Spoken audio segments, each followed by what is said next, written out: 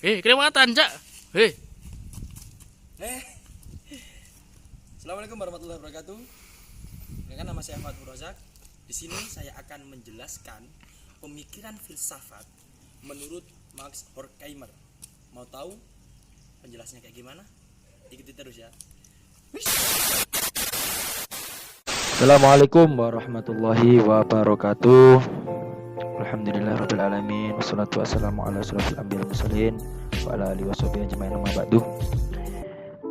Sini saya Fathur Rozak akan mempresentasikan atau akan membahas pemikiran filsafat Max Horkheimer, dosen pengampu Ibu Ida Rahmawati dalam mata kuliah orientasi filsafat.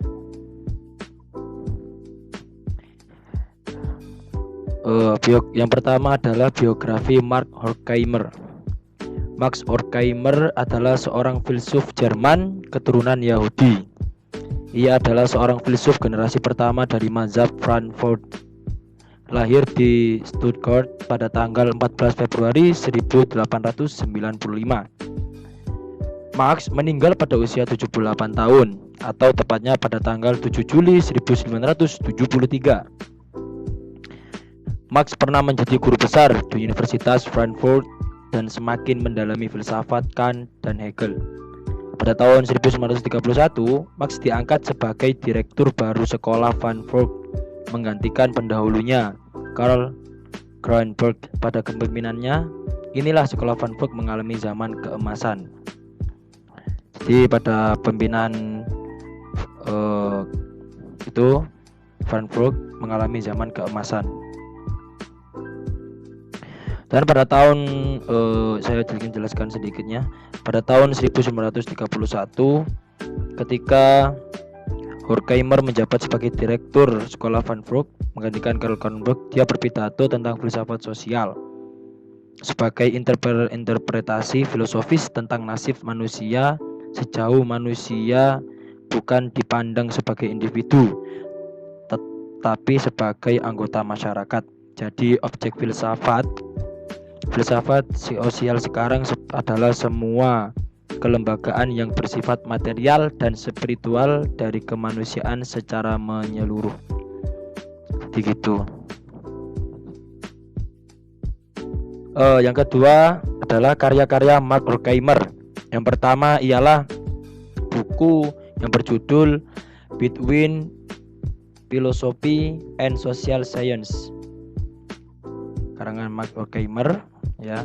Yang kedua ialah Dawn and Decline, di notes 1926 sampai 1931 dan 1950 sampai 1969 Max Horkheimer. Yang ketiga adalah Towards a New Manifesto, Theodor Adorno and Max Horkheimer.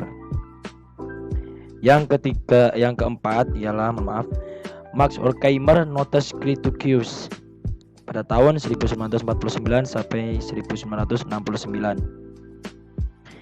Yang terakhir ini adalah buku karangan Max Horkheimer yang paling terkenal, yaitu buku yang berjudul Dialectic of Enlightenment.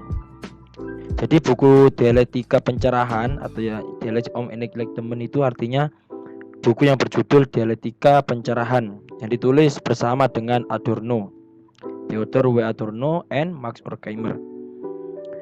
Ditulis pada tahun 1944.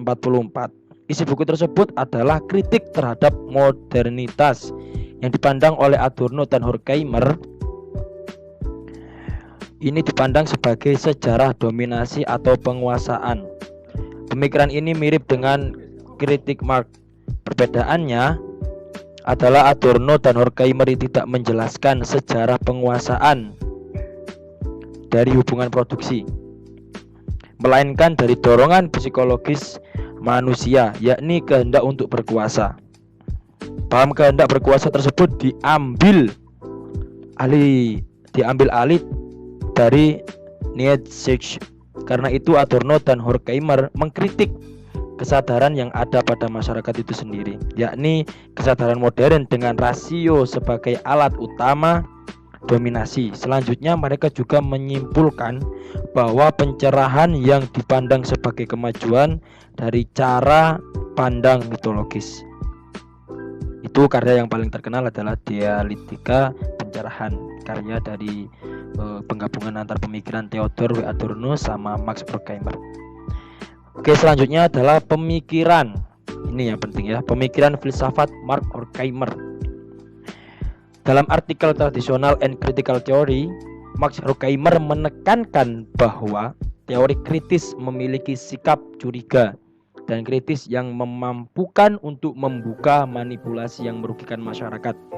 Selain itu, Max Horkheimer juga menekankan bahwa teori kritis senantiasa berpikir historis. Yang kedua adalah teori kritis sebagai sumbangan emansipatoris. Saya akan menjelaskan nanti ya. Teori kritis sebagai sumbangan emansipatoris. Aufklärung atau pencerahan sumbangan kan dalam diri manusia dimanfaatkan sebagai optimisme oleh Horkheimer. Manusia yang berakal budi dapat mengeluarkan dirinya sendiri dari keterpurukan akibat pihak di luar dirinya. Di sini akal budi dianggap sebagai bekal untuk mengentaskan manusia yang menurut Horkheimer irasional, padahal manusia haruslah rasional. Lalu Horkheimer memulai teori kritisnya dengan pertanyaan-pertanyaan. Dapatkah teori rasional tentang diri manusia dalam lingkungannya? Bagaimana teori ini menjadi emansipatoris? Manakah teori yang mampu mengembalikan manusia menjadi rasional kembali, di mana martabat dan kepenuhan individu dapat terpenuhi, dan sebagainya.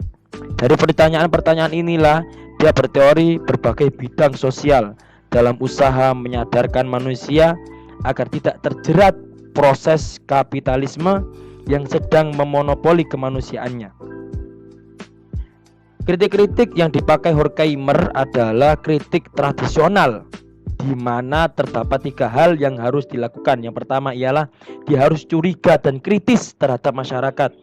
Yang kedua ialah dia harus berpikir historis, berpikir secara sejarahnya bagaimana.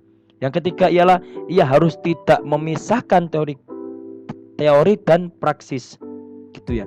Namun pada akhirnya teori ini gagal menurutnya. Kegagalan itu terletak pada ketidakmampuan memberikan pengertian rasional tentang manusia dalam alam lingkungannya. Namun sebaliknya, justru membiarkan individu terbelenggu dalam masyarakat irasional. Dari kegagalan inilah maka teori kritis haruslah menjadi emansipatoris. Jadi gitu yang bisa saya sampaikan. Pemikiran filsafat Mark Horkheimer. Kurang lebihnya mohon maaf. Assalamualaikum warahmatullahi wabarakatuh.